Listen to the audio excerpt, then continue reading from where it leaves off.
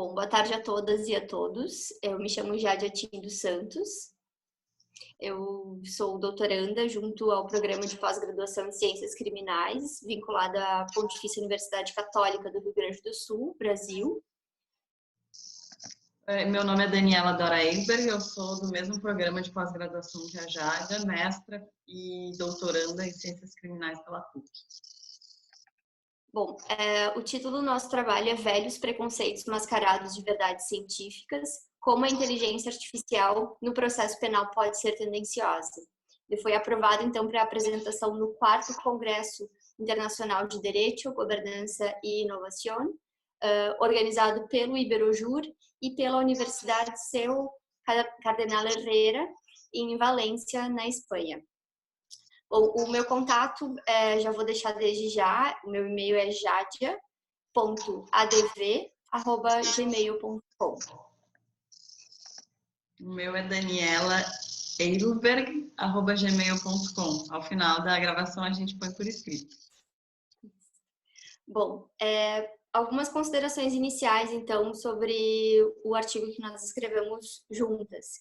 O que a gente pretende, para esclarecer desde o início, assim, em virtude do título, enfim, é não afirmar de cara ou por si que as tecnologias aplicadas ao processo penal elas são preconceituosas, mas sim que desigualdades historicamente herdadas são, hoje, programadas por algoritmos que alimentam as ferramentas tecnológicas aplicadas na justiça, estando revestidos de uma suposta verdade científica.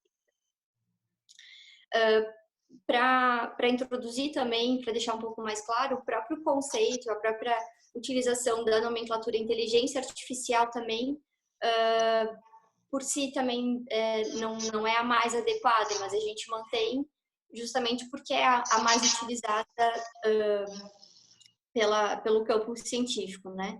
A inteligência artificial, na verdade, quando ela foi criada pelo John McCarthy, era um esforço de se criar, de se desenvolver uma máquina que pensasse tal qual o ser humano, né? Máquinas que conseguissem raciocinar como o ser humano. E o que a gente vê hoje, o que a gente chama hoje de inteligência artificial, nada mais é do que machine learning, ou seja, máquinas desenvolvidas que apresentam uma metodologia de aprendizagem por meio de algoritmos complexos que produzem esse conhecimento através da coleta de dados, né? Então, o próprio termo inteligência artificial não estaria adequado ao que a gente punha nos dias de hoje. Nesse cenário, então, a gente faz uma análise inicialmente macro, né? Para pensar um pouco dessa racionalidade contemporânea e para isso, então, a gente analisa um pouco do neoliberalismo, mas não o neoliberalismo simplesmente como uma teoria econômica, né? Mas o neoliberalismo realmente como uma racionalidade contemporânea, que ultrapassa a esfera da economia e se aplica aos mais variados campos dos indivíduos e da sociedade.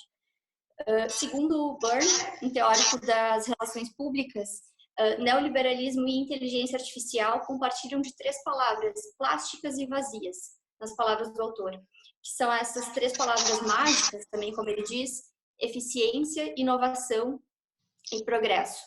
Plásticas, porque elas se moldam ao discurso de poder e aos objetivos pretendidos, né? Então, elas se moldam tanto aos objetivos neoliberais quanto aos objetivos de uma pretensa, então, neutralidade das novas tecnologias.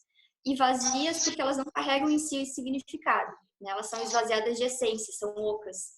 Então, a partir dessa análise do autor, fica um pouco mais fácil compreender o porquê desse apelo contemporâneo, tudo relacionado à inteligência artificial, né? Porque está ligado a essas 3 palavrinhas mágicas que realmente mágica no sentido de produzir essa magia conceitual e imaginativa.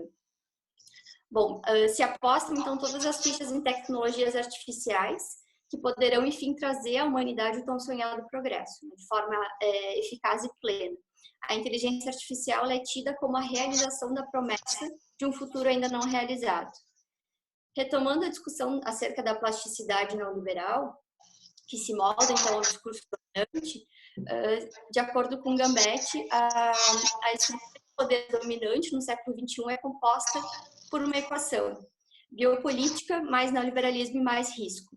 Né? Essas 3 palavras, eu não vou entrar nos conceitos para não me delongar muito, mas esses 3 elementos, eles compõem o mesmo resultado final, que é o discurso dominante do poder. Né? Então, não tem como falar em neoliberalismo sem passar por essas 2 outras esferas, que é a biopolítica e o risco. Aqui eu pulo direto para o risco, entendido como uma nova etiqueta de perigo, porque ele preenche um espaço importante na lógica de poder dominante. No espaço político, então, o risco ele é um estado de insegurança e é tanto produtivo quanto subjugador. Né? Ele é utilizado também como uma estratégia governamental.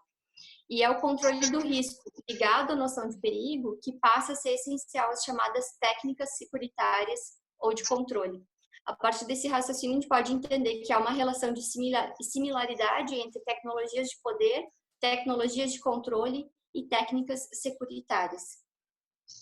A gente entra, então, nessa ideia da tecnologia, da inteligência artificial e do papel que elas desenvolvem nessa equação de poder. Indagamos, portanto, o quanto essas novas técnicas de controle se encaixam nas palavras plásticas e vazias do neoliberalismo. E mais do que isso, procuramos mensurar de que forma o processo penal passa a ser inserido nessa lógica, especialmente através dos algoritmos que passam a influenciar na forma como a justiça penal se dá. O ponto, então, de esclarecimento é justamente entender se a inovação e esse progresso tão almejado não passam de técnicas de poder, de controle, que apenas mantêm intactos os velhos problemas enfrentados. Então, tendo em base toda essa questão da racionalidade neoliberal, que eu já trouxe aqui para vocês, a gente percebe que ao longo dos últimos anos passaram a ser adotadas estratégias de processamento de dados digitais para o aprimoramento da investigação criminal e da prestação jurisdicional. Frente a esse cenário, a gente tem duas posições, né? Aqueles que endeusam os novos meios tecnológicos e aqueles que pendem ao negativismo catastrófico e idealizam o passado. A gente tem o importante é que se tenha em mente é que, na verdade, a ciência é historicamente superada pela própria ciência, razão pela qual não existe verdade científica que não esteja suscetível a essa superação. Ou seja, os meios tecnológicos não são a razão de ser do nosso problema, tampouco a solução, senão funcionam mais como uma espécie de advérbio do que seria o verbo da nossa questão, porque eles atuam como modificadores das circunstâncias de uma mesma racionalidade tradicionalmente existente. Então, se o contato da pessoa com os algoritmos de machine learning se dá exclusivamente por meio de propagandas nos feeds das redes sociais, a inteligência artificial pode parecer até mesmo útil ou um bom acessório para se fazer compras. Contudo, quando ela se trata de uma aprendizagem por meio de dados históricos que carregam toda uma complexidade de fatores não evidenciados, os algoritmos eles podem impactar vidas drasticamente, como o pessoal no evento Data for Black Lives já demonstrou o impacto grave e social nas vidas negras com o uso da tecnologia, que ressalta mais uma vez a racionalidade racista tradicionalmente expressa no nosso próprio judiciário ou no policiamento. Então, assim, usar dados históricos para treinar ferramentas de avaliação de risco pode significar, na verdade, que as máquinas estão apenas copiando os erros do passado.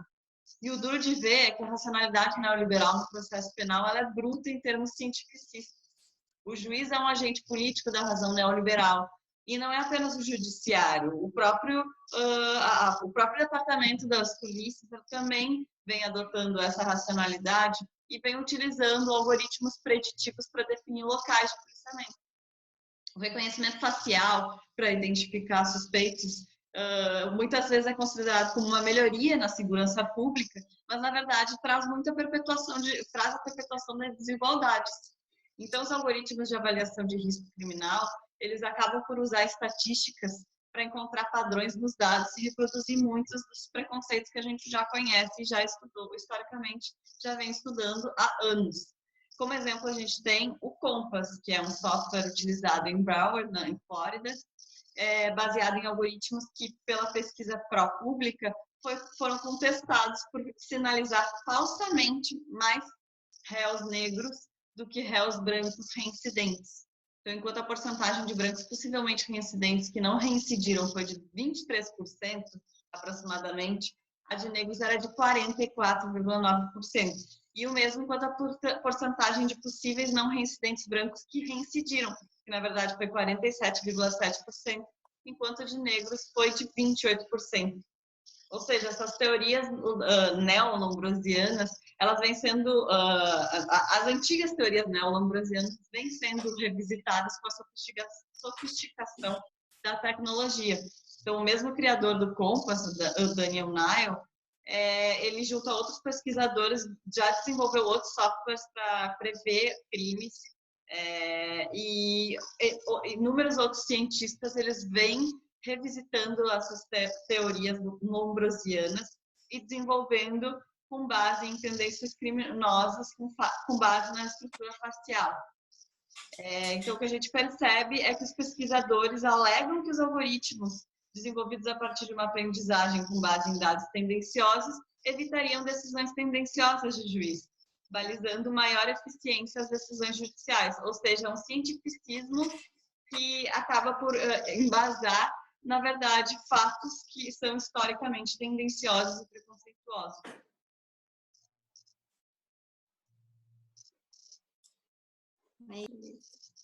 Mas ficou bom, né? Então, basicamente, era isso. A gente agradece muito a disponibilidade de vocês em escutarem até o final. A gente nos dispõe também, com base nos nossos e-mails, que a Jade já mencionou, e eu também, a gente põe por escrito. Estamos disponíveis para dialogar, conversar e compartilhar também publicações. Muito obrigada. Obrigada.